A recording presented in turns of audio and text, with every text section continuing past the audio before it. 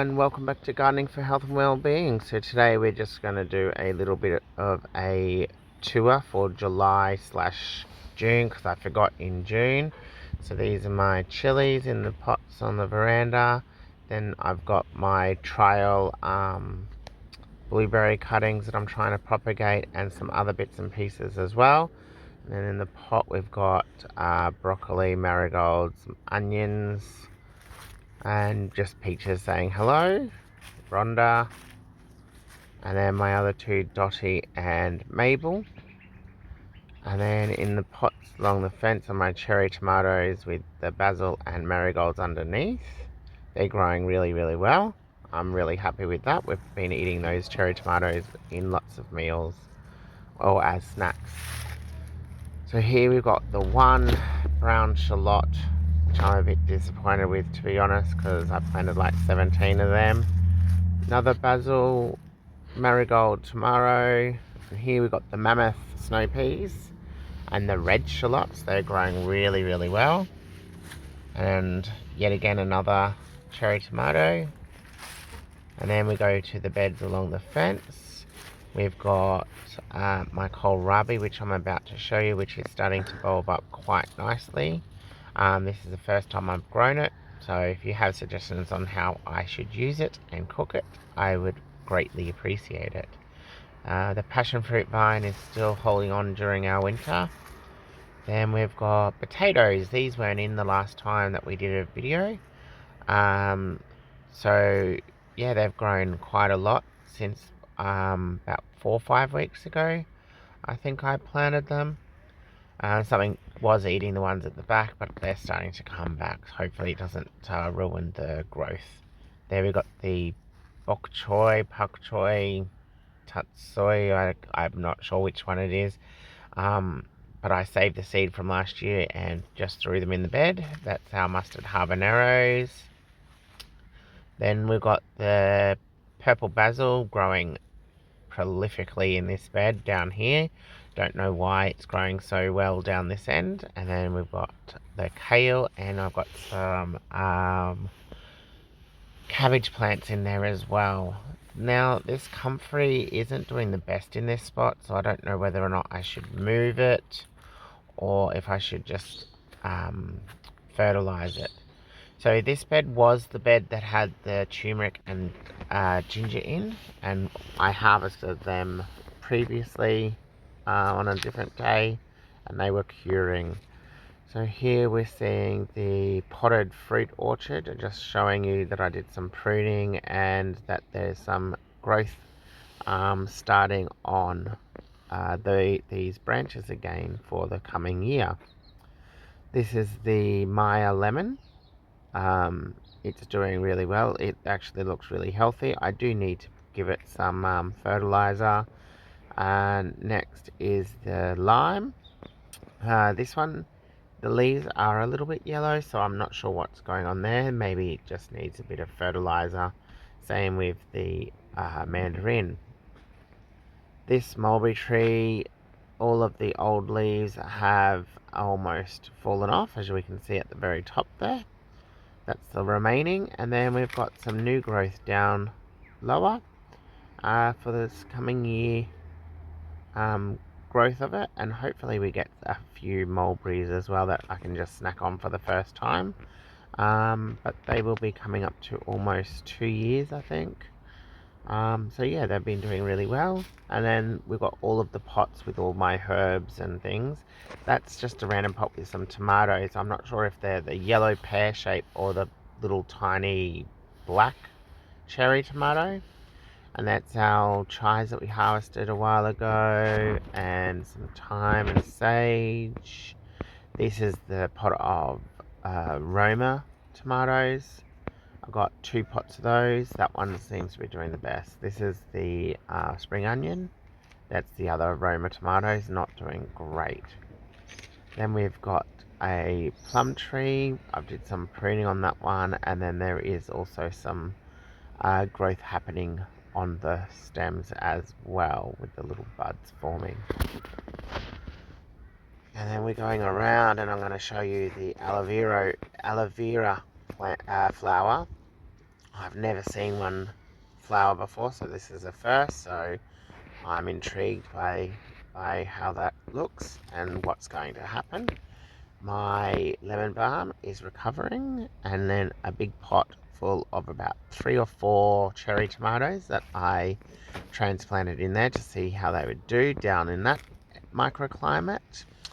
Here we got some fails, I think, the chard, and then we got some chamomile, which looks actually quite good, but the chard was a fail. Not happy. Um, and then in the pots up the top, I've still got some kale, which I need to plant out. Got to find some room, some cherry tomatoes, a spring onion, the Malabar spinach, and I found some, when I was tidying up the pots, the berry plants had rooted on the ground in some random dirt patches. So I just cut them off and put them in some water, and hopefully going to plant them soon. Just having another look at the cherry tomatoes from the opposite angle. Here we've got some random flowers that decided to grow. I can't remember if they're the calendula or the, what's the other one? Or the zinnias. There's my remaining kohlrabi and the cherry tomatoes that I planted from the suckers. And then that's pretty much the garden tour. But as a bonus, I thought I'd go through the garden and see what was harvestable. So here is the cayenne peppers. I am planning on gathering all the ones that I've put in the freezer. Hopefully it'll work. I don't know how this is going to go, but I'm going to get all of the ones from the freezer and the ones that I've picked here right now, and I will be dehydrating them to make a cayenne powder. So I can use that in my cooking. There's not too many on here, but it's enough. I'll have enough to make a small batch of powder, because there is some in the freezer.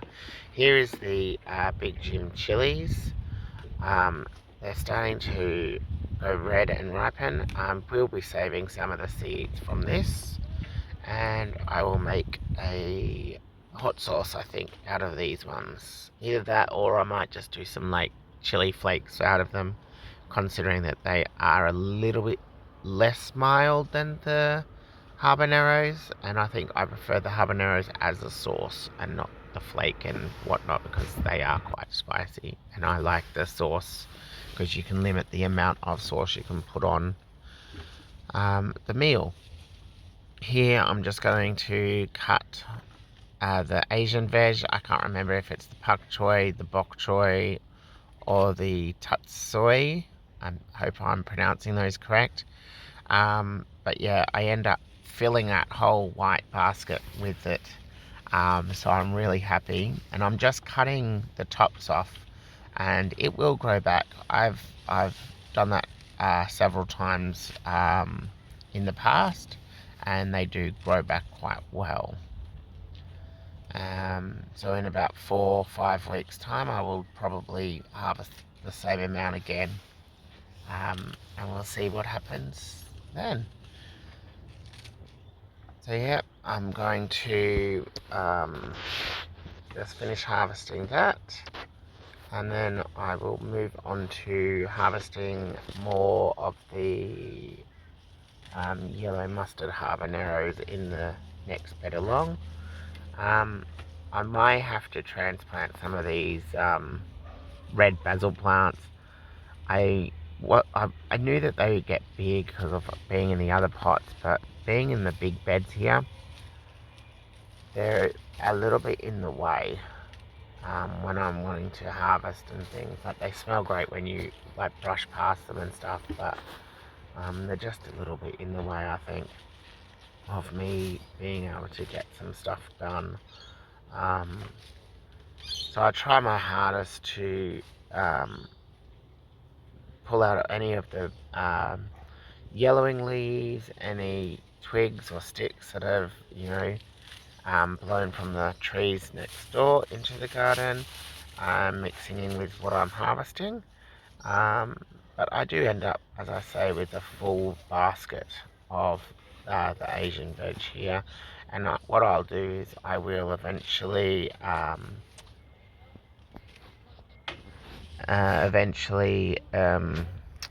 blanch the vegetables for a couple of minutes and then freeze them in some freezer bags, and have them as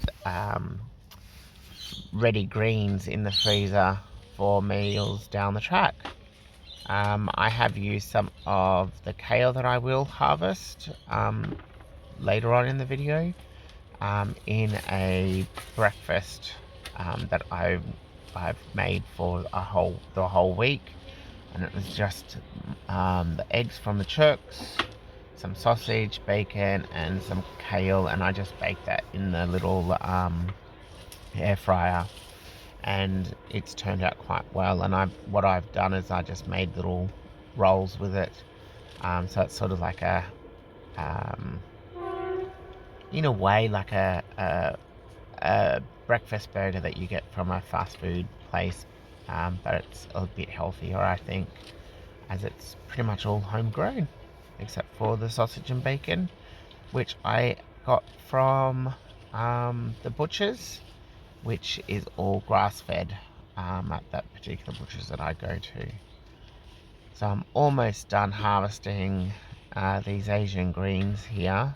That, as I say, there was so much, and just reaching over the back is getting a bit difficult with the basil and everything that's there. Eventually, when I do move houses, when that is, I don't know. I'm going to probably have them about the same size, which is I think 3 feet wide. But I want to have access on both sides of the bed, so then I can reach in just halfway and not have to stretch too far. Because that's the only issue I have with all these beds up against the fence line here. So don't do as I do right here and have your beds up against the fence. That's not a great idea, unless they are probably the 2-foot wide beds. I think that would be an okay distance, but any further, it's not great. So as I said, we're going to move on to the yellow habaneros. I end up getting 2 pretty good handfuls of the yellow habaneros that I will put into the basket. They're all of varying sizes, as the plant is coming to an end as the winter weather is getting to it, considering chilies are more of a heat-loving plant, and the weather up here in north part of Australia is a little bit cool, especially in the mornings and afternoons, and I think that might be playing a little bit of havoc with the chilies. So they don't look as green as what they probably should. There is a little bit of yellowing. It could also be the fact that maybe they need a little bit of fertilizer, but I don't think that is the case. I think it's just coming to its end for this season, and what I will do is I will most likely cut it back quite significantly, and then I will overwinter it, and hopefully it will start to grow back once the warmer weather comes, and it'll be just as prolific next season. I don't like to overwinter them any more than twice, so I get three years worth of cropping. So I do like to save some seed as well and start another round of these chilies as well, and that's something that I will probably do in the next little while. Yeah, so stay tuned for all of those seed sowing that I'm going to be doing from the save seed from the Big Jim chilies, a jalapeno chili that I've saved, and the yellow mustard habanero. And I will be creating my own seedlings from my own saved seed. So here's the kale that I'm about to harvest. There's only 2 plants here. Plenty of leaves though on just these 2 plants. I didn't end up getting the kale from down near the compost bin area. I will save those for my... I'm wanting to grow a lot of kale for the chickens, so I'll probably have those ones for the chickens, and also maybe for some greens powder as well. That's what I'm thinking that I want to do with those other ones. So these ones are the red Russian kale, and the other ones are a blue Russian, I think, if I remember correct, or something like that. But these are the only 2 that germinated of this variety, and I think I do prefer the flavour of these ones, and also the curliness of the leaves as well, whereas the other one's a little bit more open and flat sort of leaf. So yeah, I'm just noticed a red jalapeno hiding in amongst there, so I just harvested that. And because that was one of about 2 that grew, I will be saving the seed, and that will hopefully mean that the next generation of jalapeno plants will grow a lot better in my climate. But that's the end of the tour. Thanks for watching. Bye. Oh, and that was the turmeric and ginger too that I harvested.